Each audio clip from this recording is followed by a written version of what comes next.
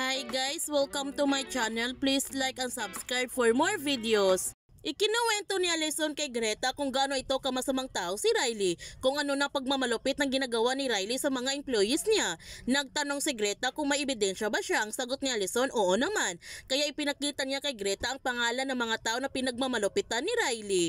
Kaya humingi ng tulong si Gigi kay Eric para mag-convict sa mga tao na sinaktan ni Riley.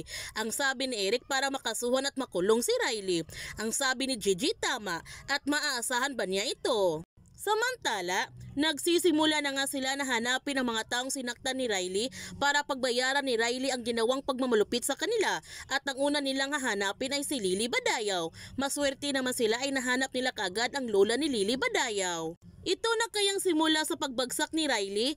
Yan ang ating abangan sa magandang dilag. Kung bago ka pa channel ko, don't forget to like, subscribe, ang click notification bell para palagi kang updated sa mga videos upload ko. Thank you for watching and God bless to everyone.